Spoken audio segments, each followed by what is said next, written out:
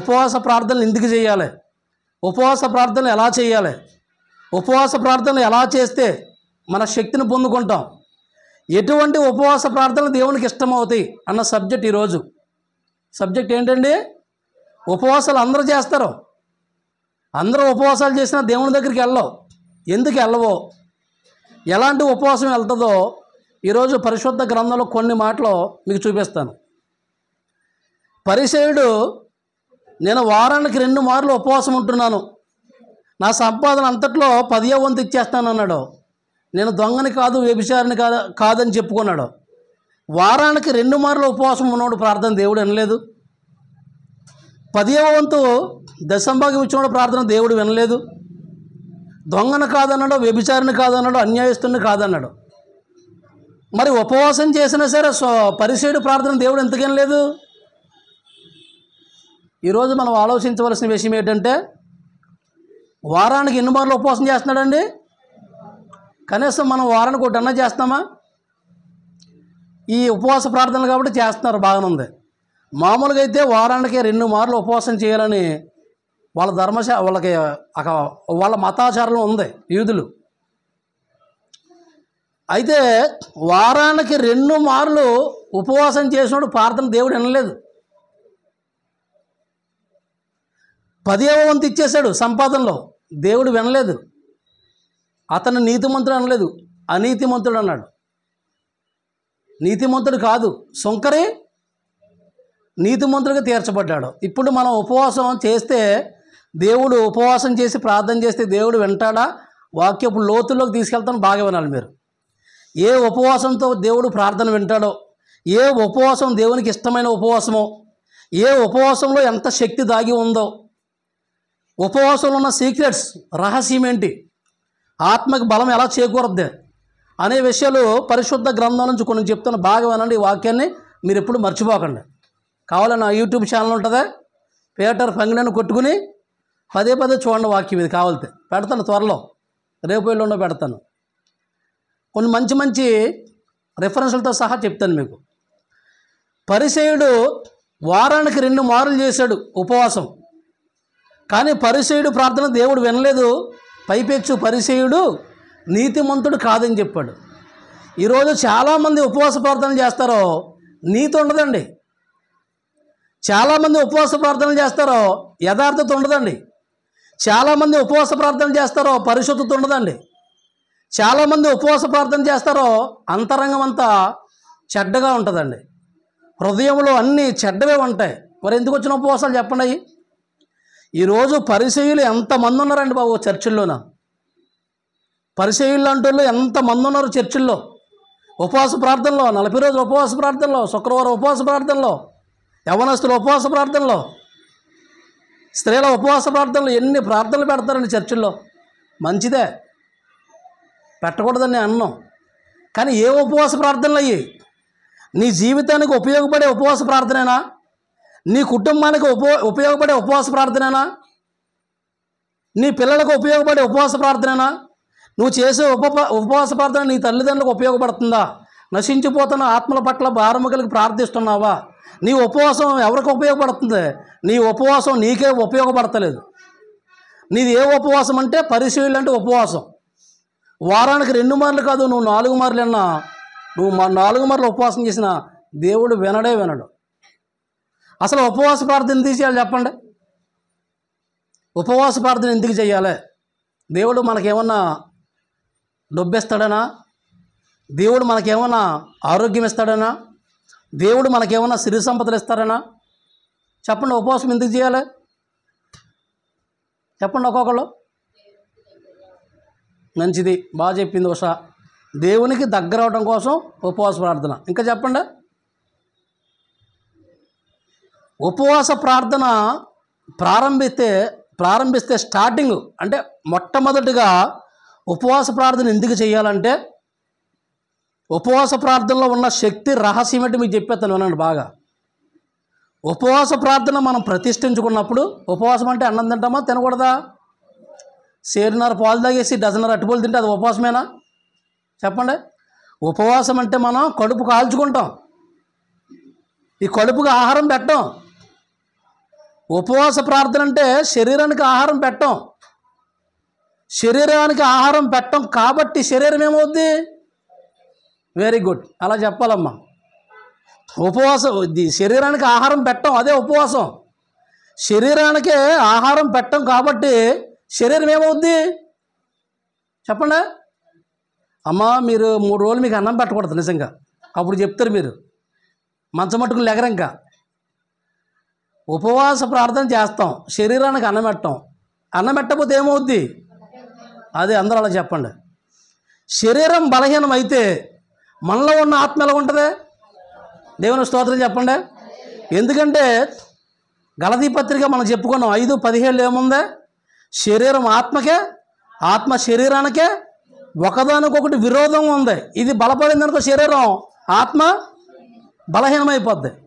ఆత్మ బలపడిందనుకో శరీరం బలహీనమవుద్ది.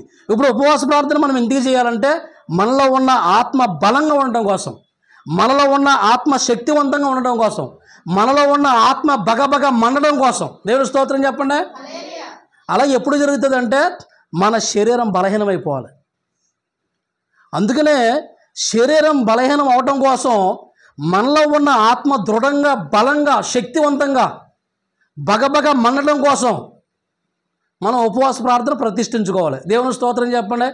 ఉపవాస ప్రార్థన, నా రోగం పోవాలి, నాకు ఆస్తిపాస్తులు రావాలి, నేను 10th పాస్ అవ్వాలి, ఇంటర్ పాస్ అవ్వాలి, నేను డిగ్రీ చదవాలి, లేకపోతే ఏదో సీట్ సంపాదించుకోవాలి, లేకపోతే నాకు వివాహం కావాలి, లేకపోతే నాకు పిల్లలు పుట్టాలి, ఈ తర్వాత విషయం. అవి చేయొద్దని నేను అన్న, చెయ్యాలి. తర్వాత విషయం అసలు మొట్టమొదటిగా ఫస్ట్ మెట్టు ఏమిటంటే, మొదటి స్టెప్ ఏమిటంటే ఉపవాస ప్రార్థన ఎందుకు ప్రతిష్ఠించుకోవాలంటే నీ శరీరం బలహీనం అవ్వాలి, నీ ఆత్మ ఆటోమేటిక్గా నీ తెలియకుండా బలపడిపోద్ది, చాలా దృఢంగా బలంగా ఉంటుంది. మనం ఏం చేస్తాం? ఉపవాస ప్రార్థన చేస్తే నీరసం వచ్చేస్తుందా? ఏమొచ్చేస్తుందా? నీరసం వచ్చేస్తుంది, బలహీనత వచ్చేస్తుంది, ఈ చేతులు పని చేస్తలేదు, ఈ కాలు పని చేస్తలేదు, ఈ నడుము పని చేస్తలేదు, ఏమీ పని చేస్తలేదు. ఉపవాసం అవసరం అంటావా? అలా మనం శరీరం గురించి ఆలోచిస్తాం, మన ఆరోగ్యం గురించి ఆలోచిస్తాం. అవునా కదా? చెప్పండి. శరీరం బలహీనమైపోతే ఇంట్లో పనులు ఎలా చేయాలి, ఇంట్లో బట్టలు ఎలా ఉతుక్కోవాలి, అంట్లు ఎలా తోముకోవాలి, అన్నం కూరలు ఎలా వండుకోవాలి, కుటుంబాన్ని ఎలా చక్కబెట్టాలి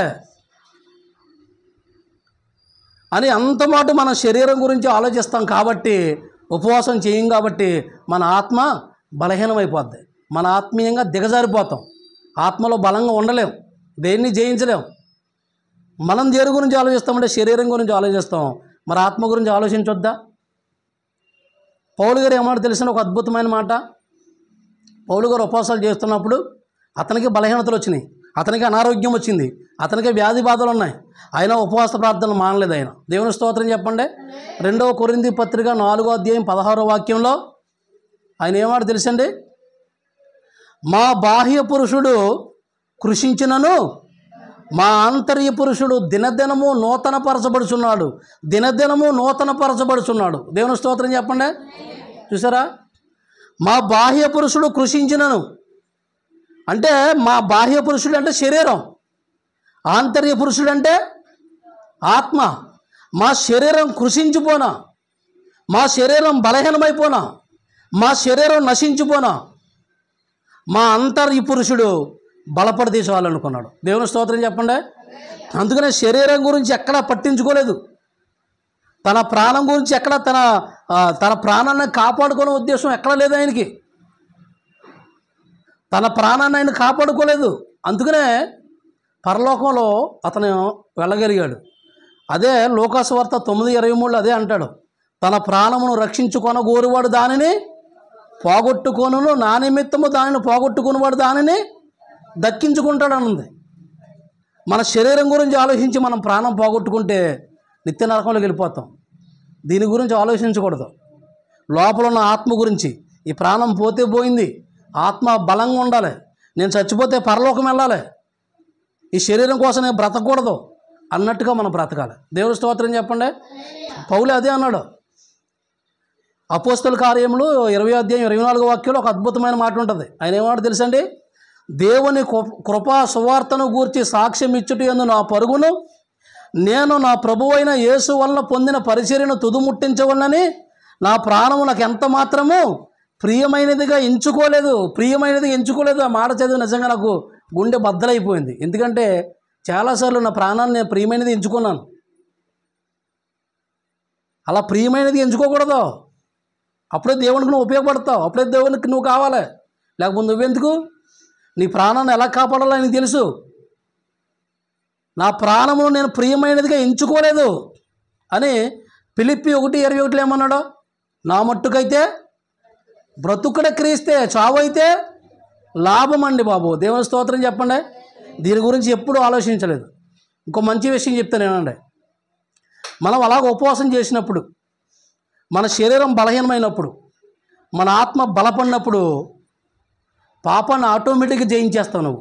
ఇది పెద్ద లాజిక్, మీకు తెలియదేమి ఇది. మన శరీరం బలహీనమైనప్పుడు పాపాన్ని ఆటోమేటిక్గా చేస్తావు. ఎందుకంటే నీలో శరీర క్రియల్ని చంపే ఆత్మ ఎలాగుంది చెప్పండి? బలంగా ఉంది. దేవుని స్తోత్రం చెప్పండి. నీలో శరీర క్రియలు స్పష్టమైనవి మనం చెప్పుకున్నాం. గలతీ 5:19. మత్సరములు, జారత్వము, కాముకత్వము, అపవిత్రత, జారత్వము, క్రోధములు, కక్షలు, విమ్మతములు, ద్వేషములు, పగలు, ప్రతీకారాలు, అల్లరితోకూడిన ఆటపాటలు, అహంకారం, అహంభావం, ఇవన్నీ శరీర కార్యాలంట. వీటన్నిటిని జయించాలంటే ముందు నీ ఆత్మ బలంగా ఉండాలి. రోమాపత్రిక 8:13 అదే అన్నాడు పౌలు గారు. ఏమన్నా తెలుసండి? మీరు శరీరానుసారముగా ప్రవర్తించిన వారైతే మీరు చావవలసిన వారై ఉందురు కానీ మీలో ఉన్న ఆత్మ చేత శరీర క్రియలను చంపిన ఎడల మీరు బ్రతుకుతారన్నాడు. దేవుని స్తోత్రం చెప్పండి. మరలా చెప్పనా ఈ మాట? మీరు శరీరానుసారంగా ప్రవర్తించవలసిన వారైతే మీరు చావవలసిన వారై ఉందురు కానీ ఆత్మ చేత శరీర క్రియలను చంపిన ఎడల మీరు జీవిస్తారన్నాడు. ఆత్మ చేత శరీర క్రియలు చంపితే నువ్వు జీవిస్తావు దేవుని దృష్టిలో. ఆత్మ చేత శరీర క్రియలను చంపితే దేవుని దృష్టిలో బ్రతుకుతావు, నువ్వు బ్రతుకున్నట్లు లెక్క. లేకపోతే ఆత్మ ద్వారా శరీర క్రియలను చంపుకోకపోతే మనం మృతమైపోయినట్లు లెక్క దేవుని దృష్టిలో. లోకంలో బ్రతుకుతాం అంతే, లోకంలో బ్రతుకుతున్నట్లు లెక్క మనకి. అందుకనే ప్రకటన గ్రంథం 3:1 ఏమన్నాడు? జీవించుచున్నావన్న పేరు మాత్రం ఉన్నది కానీ నీవు ఎందుకు మృతులు అన్నాడు? నీలో ఉన్న ఆత్మచేత నువ్వు శరీర క్రియలను చంపుకోలేకపోతున్నావు. నీలో ఉన్న ఆత్మచేత నీ శరీరాన్ని నువ్వు కంట్రోల్లో పెట్టుకోలేకపోతున్నావు. నీలో ఉన్న ఆత్మచేత నీ శరీరాన్ని నువ్వు లోపరుచుకోలేకపోతున్నావు. అంటే నీ ఆత్మ బలహీనమైపోయింది, నీ ఆత్మ కృషించిపోతుంది, నీ ఆత్మ నాశనకరమైన పరిస్థితులకు వెళ్ళిపోతుంది. నీలో ఉన్న ఆత్మ బగబగ మండుదలకు ఆరిపోతుంది. కాబట్టి శరీర క్రియలు నీలో అనువనువు నీలో ఉన్నాయి అన్నాడు. ఎంత బాగుందన్న మాట. అందుకనే శరీర కార్యాలు స్పష్టమైన చెప్పుకున్నాం కదా. శరీరాన్ని జయించాలంటే మాటలు కాదు, ఎన్నో ఉన్నాయి. రోజుకి ఎన్నో ఆలోచనలు వస్తూ ఉంటాయి ఈ శరీరానికి. కాబట్టి దేవుని ఆత్మచేత శరీర క్రియలను చంపుకుంటే నువ్వు దేవుని దృష్టిలో బతుకున్నట్టు. బాగా వినండి. దేవుని ఆత్మచేత శరీర క్రియలు చంపుకోలేదా నువ్వు లోకం దృష్టిలో బతుకున్నట్టు, కానీ దేవుని దృష్టిలో చచ్చిపోనట్టే. దేవుని దృష్టిలో నువ్వు చచ్చిపోనట్టు అంటే ఏంటంటే ఏమవుతుంది? చచ్చిపోనట్టే. దేవుని దృష్టిలో నువ్వు చచ్చిపోయి ఉంటే నీ ప్రార్థన దేవుడు ఏమంటాడో? నీ ప్రార్థనకు జవాబు ఏమిస్తాడో?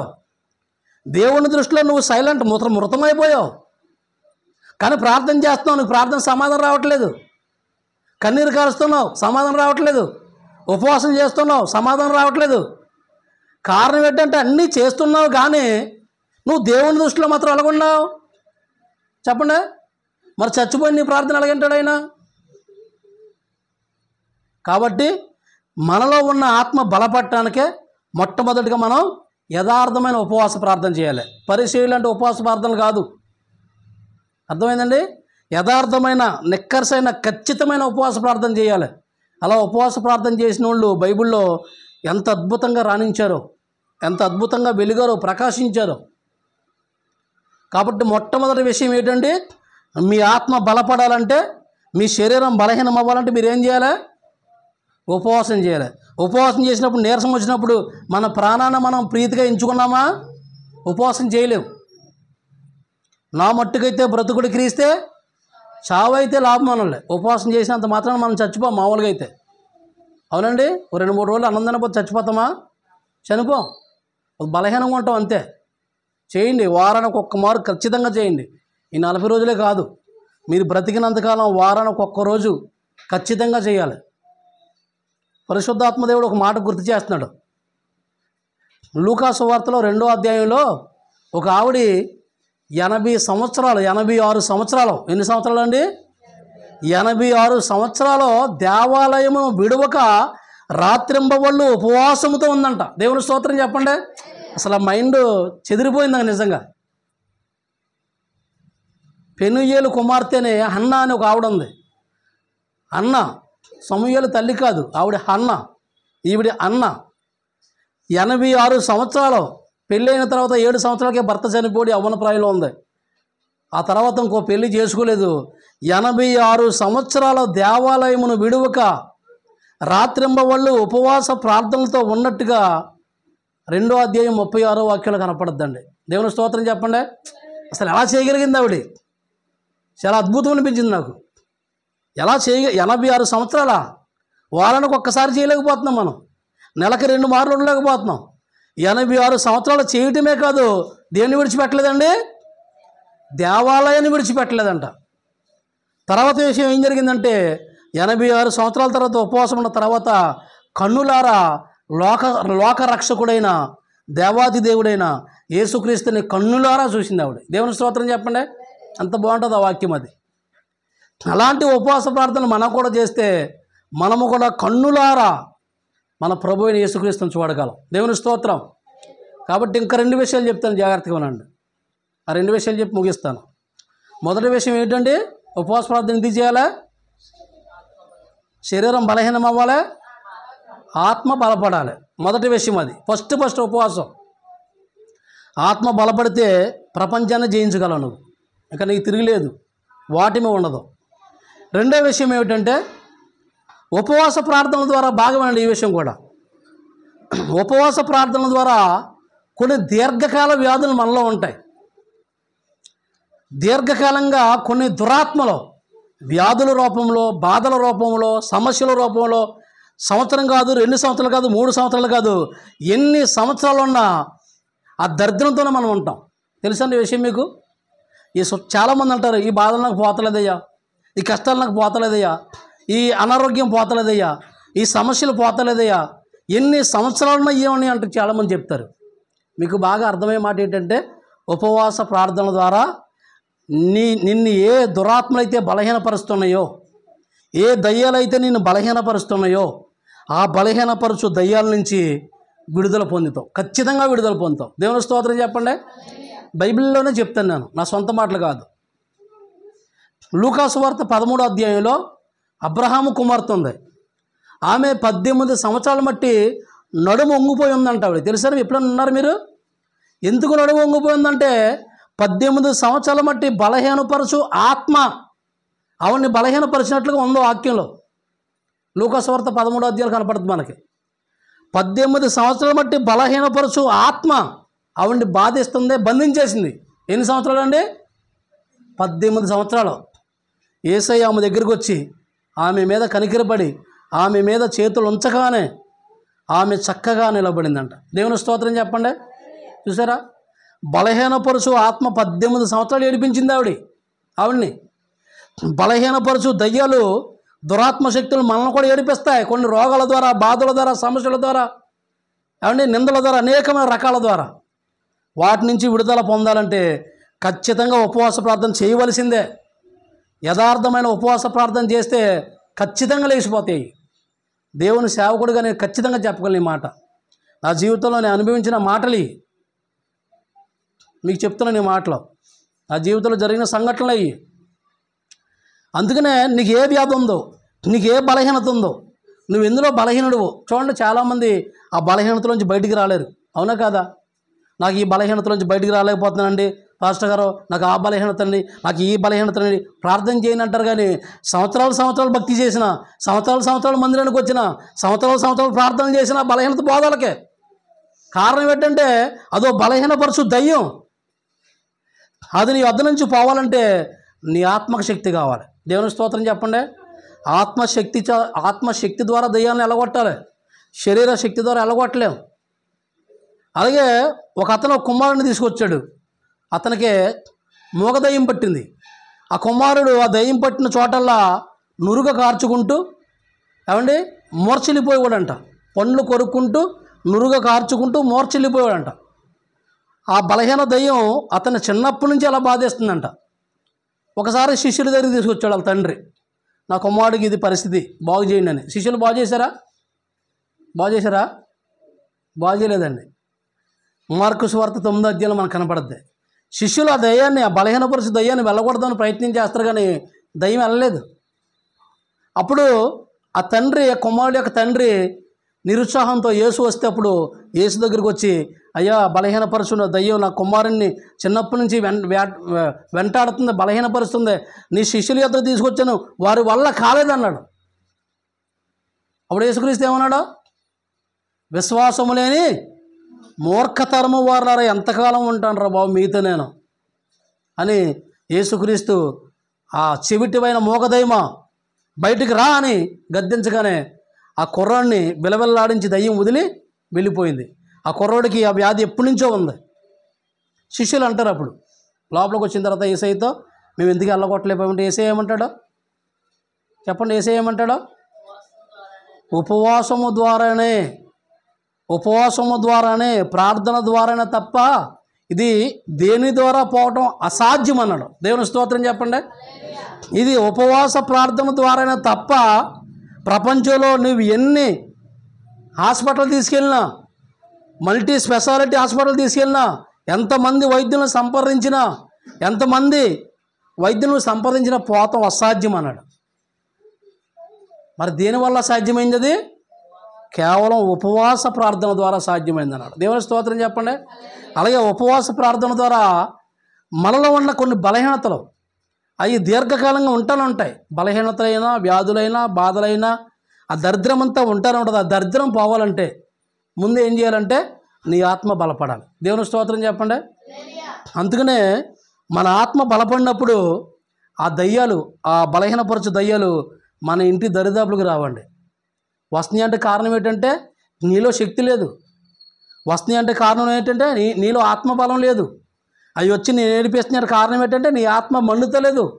నీ ఆత్మ మండుతూ ఉంటే ఆ మంటను చూసి దానికి మంట పుట్టి పరిగెత్తేస్తుంది. చల్లారిపోయిన జీవితంతో నువ్వు ఉంటే నీ ఆత్మ బలహీనమైపోతే నేను ఆడేస్తాను ఉంటాయి దయ్యాలు. ఎప్పటి వరకు అంటే నీ జీవితకాలం అంతా ఆడేస్తాను ఉంటాయి అవి. ఇప్పుడు జాగ్రత్తగా వినండి, నేను ఇవన్నీ అనుభవాల ద్వారా చెప్తున్నాను. 2 విషయాలు చెప్పాను మీకు. మొదటి విషయం ఏంటి చెప్పండి? ఉపవాస ప్రార్థన మనం ఎందుకు చేయాలంటే మన శరీరం బలహీనపరుచుకోవాలి, ఆత్మ బలపడుద్ది. రెండో విషయం, కొన్ని బలహీనపరచు దయ్యాలు మన నుంచి బయటకు పోవాలంటే, కొన్ని మొండి దయ్యాలు మనలోంచి, మన కుటుంబంలోంచి బయటకు పోవాలంటే ఖచ్చితంగా ఉపవాసం చేయాలి. యథార్థమైన ఉపవాసం చేయాలి, మామూలు ఉపవాసం కాదు. మరి మనం ఉపవాసం చేస్తుంటే దేవుడి దగ్గరికి వెళ్తుందా? యెషయా గ్రంథం 58వ అధ్యాయంలో దేవుడు ఏమాట తెలుసండి? మీరు మీ కంఠస్వరము పరలోకంలో వినపడకుండేలాగా మీరు ఉపవాసం చేస్తారో ఆ ఉపవాసం నాకు ఇష్టమా అంటాడు. అర్థమైందండి మీకు ఈ విషయం? మీరు ఉపవాసం చేస్తారు కానీ మీ కంఠస్వరము పరలోకంలో వినపడదు. ఉపవాసంతో కన్నీరు గార్చేస్తారు, ఓ ప్రార్థన చేసేస్తారు, ఓ ఏడు చేస్తారు, ఓ దుఃఖముఖలై ఉండిపోతారు. ఎందుకు వచ్చిన ఉపవాసం అది? మీరు ఉపవాసం చేస్తారు కానీ మీ కంఠస్వరము పరలోకంలో వినపడేలాగా మీరు ఉపవాసం చేయరు. అట్టి ఉపవాసం నాకు ఇష్టమా అన్నాడు దేవుడు. ఎంతమంది చేస్తారు అలాంటి ఉపవాసం? చాలామంది, 100% మంది అయ్యే ఉపవాసాలు. ఉపవాస ప్రార్థన చేస్తానే సమాధానం లేదు.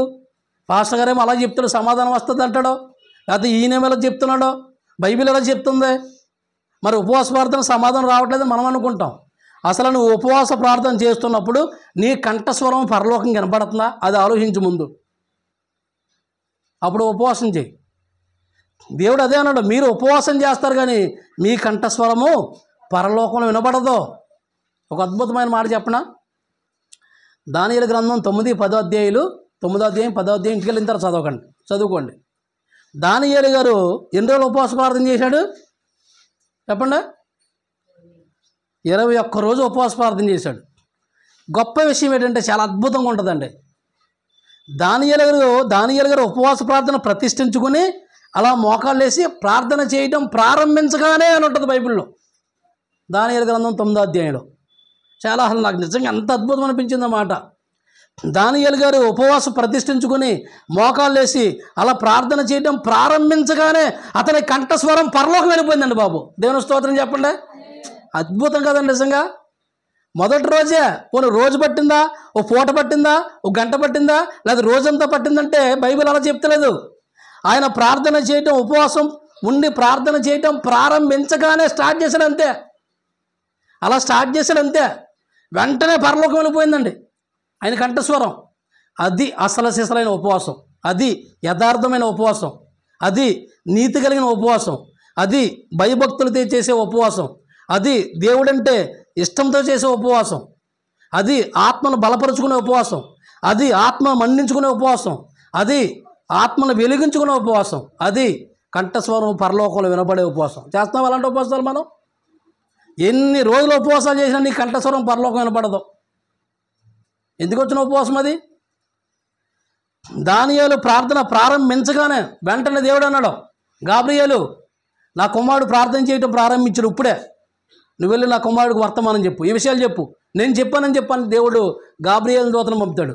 గాబ్రియేలు దూత దానియేలు యొద్దకు రావడానికి ఎన్ని రోజులు పట్టింది? 21 రోజు పట్టింది. అప్పుడు దాకా ఉపవాసం చేస్తానన్నాడు. ఇక్కడ విషయం చెప్పాలి మీకు. ఎందుకు 21 రోజు పట్టింది గాబ్రియేలు దూత దానియేలు దగ్గర రావడానికే? మీకు చెప్పాను చాలాసార్లు. ఆకాశ మండలం మందున్న దురాత్మల సమూహం గాబ్రియేలు దూతను దానియేలు యొద్దకు రానవ్వలేదు. దేవుడు వర్తమానాన్ని చెడగొడదామని చూసిని మిఖాయేలు దూత వచ్చి గాబ్రియేలు దూతకు సహాయం చేస్తే అప్పుడు గాబ్రియేలు దూత దానియేలు యొద్దకు వచ్చి ఈ చరిత్ర అంతా చెప్తాడు. నువ్వు ప్రార్థన చేయడం ప్రారంభించగానే దానియేలు, నువ్వు దేవునికి బహుప్రియుడవయ్యా బాబు, నువ్వు దేవునికి చాలా ఇష్టమైన బిడ్డవయ్యా బాబు, నీ ఉపవాసం దేవునికి పెచ్చగా నచ్చేసిందయ్యా బాబు, అంత యథార్థమైన ఉపవాసం చేస్తున్నావు, దేవుడు సింహాసనాన్ని కదిలించేసిందయ్యా బాబు నీ ఉపవాసం. వెంటనే నాకు ఆజ్ఞ చేశాడు, నేను రావడానికి బయలుదేరాను. నీ ప్రార్థన నిమిషంలో పరలోకం వచ్చింది, కానీ నేను రావడానికి నీ వద్దకే 21 రోజు పట్టింది. ఆకాశ మండలం మందున్న దురాత్మల సమూహం నన్ను ఆపేసినాయి అంది. ఒక దేవదూతనే ఆపేసినాయి. మరి దానియేలు ప్రార్థన ఆ దురాత్మల సమూహం దాటుకుని వెళ్ళలేదా? అదండి భక్తి అంటే, అదండి భక్తిలో ఉన్న శక్తి అంటే, అదండి ఆత్మను బలపరుచుకోవటం అంటే. అలాంటి ఉపవాసం చేయాలి మనం. అలాంటి ఉపవాస ప్రార్థన చేస్తే దేవుడు వింటాడు. కాబట్టి మన కంఠస్వరం పరలోకంలో వినపడే ఉపవాసం ప్రార్థన చేయాలి. అది కట్స్ ఉండాలి. అలా చేయాలంటే యథార్థత ఉండాలి, పరిశుద్ధత ఉండాలి, నీతి ఉండాలి, క్షమించే మనసు ఉండాలి, ఓర్చుకునే మనసు ఉండాలి, తట్టుకునే మనసు ఉండాలి, నిందలు వచ్చినా సరే భరించే మనసు ఉండాలి, అవమానాలు వచ్చినా సరే ఎదుర్కొనే మనసు ఉండాలి, దోషణకు ప్రతి దోషణ చేయకూడదు, కీడుకు ప్రతి కీడు చేయకూడదు, శపించేవాడిని మనం శపించకూడదు. ఇలా మనం బ్రతికి ఉపవాసం చేస్తే నువ్వు స్టార్ట్ చేయగానే నీ ఉపవాసం ఎక్కడికి వెళ్ళిపోద్ది? వెంటనే పరలోకంకి వెళ్ళిపోద్ది. అది ఇంటి పైకొప్పన్న దాడుతుందో లేదో నాకు తెలీదు ఉపవాసం. కాబట్టి అలాంటి శక్తివంతమైన ఉపవాస ప్రార్థన ఎంత శక్తి ఉందో, ఉపవాస ప్రార్థనకి అసాధ్యమైనది ఏది లేదని యేసుక్రీస్తు చెప్పాడు మార్కు సువార్త 9వ అధ్యాయంలో. మూడో విషయం చెప్తాను. ఉపవాస ప్రార్థన ఎందుకు చేయాలంటే నిన్ను నీవు రక్షించుకోవడానికి చేయాలి, నీ కుటుంబాన్ని రక్షించుకోవడానికి చేయాలి, నీ భర్తను రక్షించుకోవడానికి చేయాలి, నీ భార్యను రక్షించుకోవడానికి చేయాలి, నీ పిల్లలను రక్షించుకోవడానికి చేయాలి, నీ చుట్టుపక్కల వారిని రక్షించుకోవడానికి చేయాలి, నశించిపోతున్న ఆత్మల కొరకు వారిని రక్షించడానికి ఉపవాస ప్రార్థన చేయాలి. చూడండి, చాలామంది ఇంట్లో భర్తలకే చెడు అలవాట్లు ఉంటాయి. ఏ అలవాట్లు అండి? ధూమపానం, మద్యపానం, కొంతమంది ఇంకా రకరకాల అలవాట్లు ఉంటాయి. అవి జీవితకాలం పోతాయి అంటే వాళ్ళకి పోవు. కారణం ఏంటి? కారణం చెప్పండి. బలహీనపరుచు దయ్యం అది. వాడు బతికినంతకాలం వెంటాడుతానంటే మరి ఆ దయ్యాన్ని ఆడు వదులుకొట్టగలేడు, దేవుడు తెలియదు కాబట్టి. మరి దేవుని తెలిసిన నీవు వదులుకొట్టవా ఆ దయ్యాన్ని? చెప్పండి. మరి ఇంకేది? ఆడికి భక్తి అంటే తెలియదు, అతనికి దేవుడు అంటే తెలియదు, వాక్యంలో శక్తి తెలియదు, ఉపవాసంలో శక్తి తెలియదు. అన్నీ తెలుసుకుని అతనిలా నువ్వు ఉంటే అతనికి నీకు తేడా ఏముంది? ఇంకా ఆలోచించండి. ప్రత్యేకించబడిన పెట్టవు కాదు నువ్వు, అభిషేకించబడిన పెట్టవు కాదు నువ్వు, యేసు రక్తంలో కడగబడ్డావు కదా, అభిషేకం పొందావు కదా, చీకటిలోంచి వెలుగులోకి వచ్చావు కదా, దురాత్మ బంధకాల్లోంచి వెలుగులోకి వచ్చావు కదా, యేసు హస్తాల్లోకి వచ్చావు కదా. మరి అలాంటి నీవు అతను ఆ స్థితిలో ఉంటే ఎలా మౌనంగా పడుకుంటున్నావు, ఎలా చక్కగా తినేసి పడుకుంటున్నావు? ఆలోచించండి. అంగలార్చాలి, విజ్ఞాపన చేయాలి, ఉపవాసంతో కన్నీరు కార్చాలి, ప్రభు పాదాలు పట్టుకుని తడపాలి. ఈ ప్రాణం గురించి అసలు ఆలోచించకండి బాబు.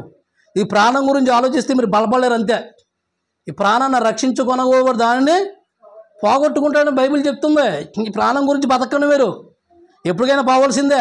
ఏసీ రూమ్లో ఉన్నవాళ్ళు పోతున్నారు, కోట్ల రూపాయల ఆస్తులు ఉన్నవాళ్ళు పోతున్నారు, అన్నీ సమృద్ధిగా తిన్నవాళ్ళు పోతున్నారు. పోకుండా ఎవడున్నారు చెప్పండి? మనం ఎలాగున్నా పోతాం.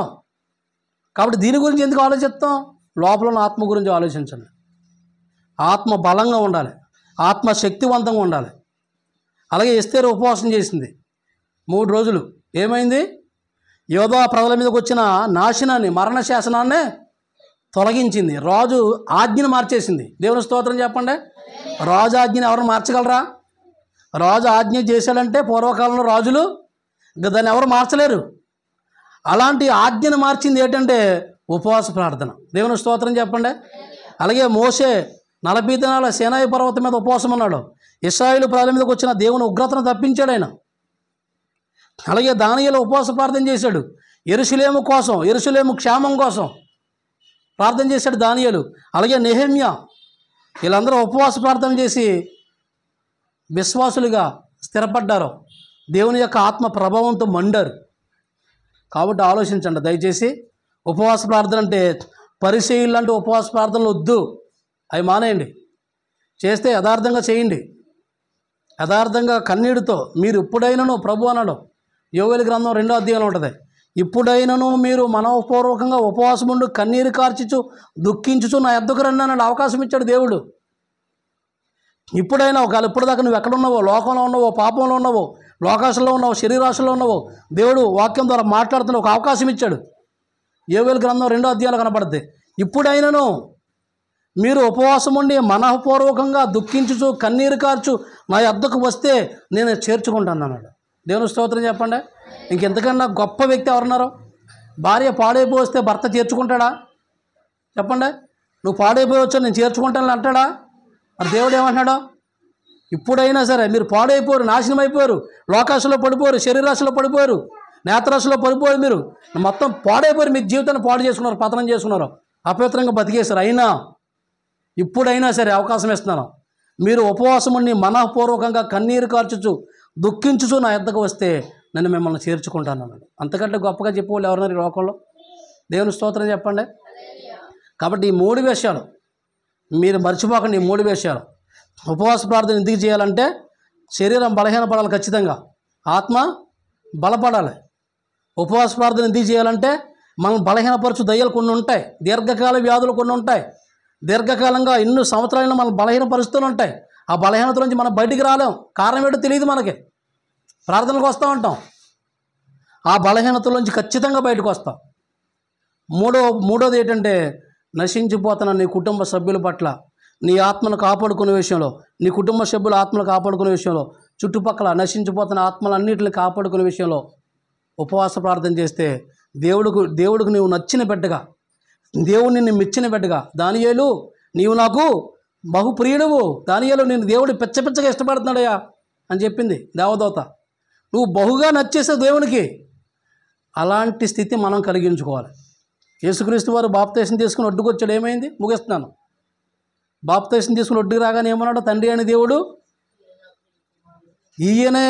యేసుక్రీస్తు బాప్తీసం తీసుకుని ఒడ్డుకి రాగానే ఆకాశం తెరవబడిన దేవుని ఆత్మ పావురము వలె తన మీదకి దిగివచ్చుడు చూచును. ఆకాశం నుంచి ఒక శబ్దం వినపడుతుంది. ఏమనంటే ఈయనే నా ప్రియ కుమారుడు, ఈయన యందు నేను ఆనందించుచున్నాను. ఇంకెవరు లేరా భూమి మీద అప్పటికి? ఈయనే అంటే ఇంకెవరు లేరని అర్థం. అలాంటి బ్రతుకులు కలిగి మనం బ్రతకాలి. ఎప్పుడు చచ్చిపోతామో మనకు తెలియదు. చచ్చిపోకముందే దేవునికి ఇష్టంగా బ్రతికి చచ్చిపోవాలి. ఈ కొద్ది మాటలు దేవుడు దీవించును గాక. ఆమేన్.